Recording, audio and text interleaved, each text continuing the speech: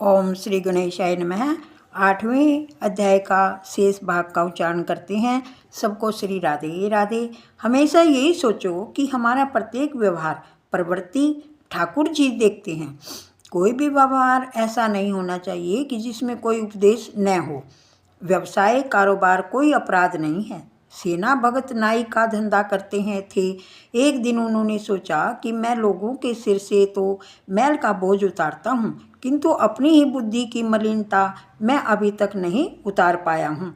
कई महापुरुषों ने अपने व्यवसाय में से ज्ञान पाया है। महाभारत में से कई दृष्टांत ऐसे हैं जिनमें ये बताया गया है। महाज्ञानी ब्राह्मण भी वैश्य आदि के घर सत्संग के हेतु जाते थे। श्री राधे राधे। जब महाज्ञानी जाजली ऋषि को अपने ज्ञान पर अभिमान हुआ तो उन्होंने आकाशवाणी सुनी कि तुम तुलाधार वैश्य के घर जाकर मिलो। ऋषि वहाँ गए। बातों ही बातों में उन्होंने ज्ञात हुआ कि वे भी ज्ञानी हैं।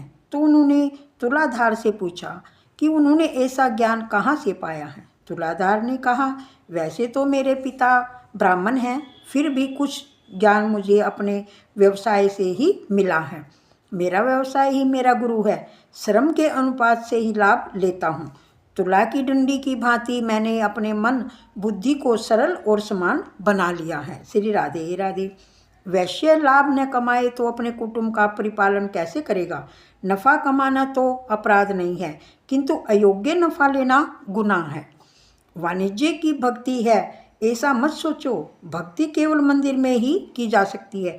भक्ति हर जगह की जा सकती है। ईश्वर से अविभक्त रहकर किया जा गया व्यवहार भक्ति है। ईश्वर से कभी अलग मत हो। श्री राधे राधे।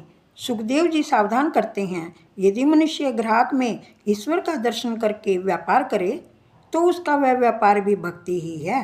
योग्य लाभ कमाना वैश्य का धर्म है, किंतु जब भी ग्राहक के साथ व्यापारी बातचीत करने लगता है तो वह भूल जाता है कि इस ग्राहक में भी भगवान है, और इस प्रकार किया गया वह अयोग्य व्यापार से पापमय हो जाता है। दुकान में स्थापित प्रभु की उपस्थिति भी बहुत से व्यापारी पाप करते हैं। 5 का माल 25 में देते हुए कहते हैं कि मैं यह मूल कीमत में ही बेच रहा हूँ। ऐसा कभी नहीं करना चाहिए। भगवत कथा मन को सावधान करने के लिए ही है।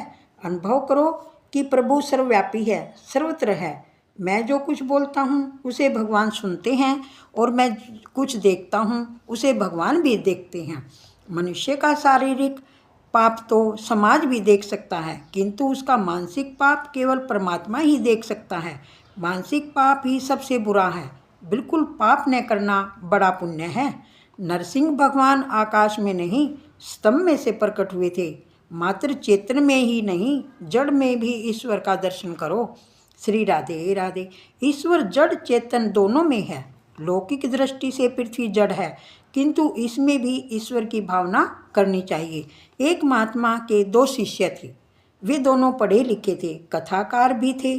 जब महात्मा की मृत्यु निकट आई तो उनकी गद्दी के लिए उन दोनों शिष्यों के बीच झगड़ा शुरू हो गया।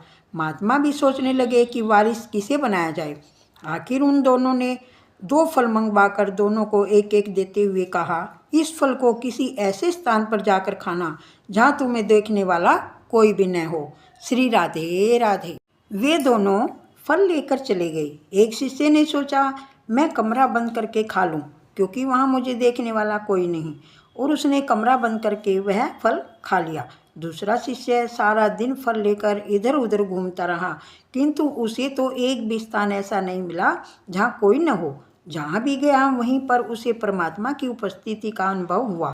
वेदों में कहा गया है कि प्रभु सर्वत्र है, विश्व तो मुखी है। इस प्रकार दूसरे शिष्य ने ज्ञान केवल पाया ही नहीं, अपितु उसने वह ज्ञान आत्मसात भी किया था। पहला शिष्य मात्र कथा करता था, वह ईश्वर के व्यापक स्वरूप को समझ नहीं पाया था। गुरुजी ने उस दूसरे शिष्य को अपना वारिस बनाया। कहना आसान है कि ईश्वर सर्वत्र है, ऐसा समझकर व्यवहार करना बहुत कठिन है। श्री राधे राधे। प्रहलाद जी ऐसे निष्ठावान थे कि वे सभी में ईश्वर को निहारते थे। अनेक में एक का दर्शन करना ही भक्ति है। जो सभी में उसी तत्व को देखे वही ज्ञानी है। ज्ञानी एक में अनेक का लय करता है। तुम भी उसी तरह एक में अनेक का लय करो। श्री राधे राधे। यह वेदांत की प्रक्रिया है। अनेक में एक को देखो। वैष्णव एक में अनेक को देखते हैं। शब्द आदिक भिन्नता हो सकती है, किंतु ज्ञान मार्ग और भक्ति मार्ग में वैसी कोई भिन्नता नहीं है। हनुमान जी ने सीता जी को राम की मुद्रिका दी थी, तो उन्होंने उसमें भी राम के दर्शन किए। एक परमात्मा ही सत्य है जो अनेक में बसे हुए हैं। श्री राधे राधे। अनेक में एक को देखना भक्ति है, एक में अनेक को देखना ज्ञान। शरीर होते हुए भी यदि उसमें प्राण आत्मा का भाव हो तो उस शरीर की कीमत ही क्या है। ज्ञानी ब्रह्म रूप रंग में नहीं देखते, किंतु बाह्य रूप रंग की सुंदरता का कारण भूत ईश्वर का ही चिंतन करते हैं। श्री राधे राधे। भगवान शंकराचार्य ने दुख से कहा था कि लोग मांस की मीमांसा तो करते हैं, किंतु आत्मा की मीमांसा कोई भी नहीं करता। एक गृहस्थ का स्वभाव था कि वह साधु संत को भोजन कराए बिना स्वयं भोजन नहीं करता था। एक बार कोई महात्मा वहाँ घूमते फिरते आए। उस गृहस्थ ने उसकी पूजा करके उन्हें भोजन करने के लिए बिठलाया। घर में दूध नहीं था। उसने नौकर से कहा, दौड़कर दूध लेकर आओ। नौकर गया, परंतु वही लौटकर उसने सेठ से पूछा, काली गाय का लाऊं या सफ़ेद का? तो उन्होंने उत्तर दिया, जरूरत दूध की है, चाहे गाय का हो और चाहे भैंस का हो, पर महात्मा भोजन पूरा करे उससे पहले ही ले आना। नौकर दौड़कर फिर लौटकर पूछने लगा, बूढ़ी गाय का लाऊं या जवान का? सेठ क्रोधित होकर मारने दौड़ा। महात्मा ने सेठ से क्रोध के कारण पूछा। सेठ ने कहा, कितना मूर्ख है यह नौकर, कई बार उसे दूध लेने के लिए भेजा, फिर भी वह नहीं ला सका। महात्मा ने कहा, जो परमात्मा इस सेवक में है वही तुम्हारे शरीर में भी है। हमें शरीर का नहीं, शरीर में बसे हुए परमात्मा की आवश्यकता है। तुम दोनों में से एक ही प्रभु का वास है, उसे मत मारो। सभी में एक ही ईश्वर का वास है। प्रत्येक स्त्री पुरुष में, प्रत्येक जड़ चेतन में, स्थावर जंगम वस्तु में उसी प्रकार का दर्शन करो। श्री राधे राधे। अध्याय को यहीं विश्राम देते हैं। सबको राधे राधे। श्रीमन नारायणी नारायणी हरि हरि, भजमन नारायणी नारायणी हरि हरि। तेरी लीला सबसे न्यारी न्यारी हरि हरि। श्री राधे राधे सबको।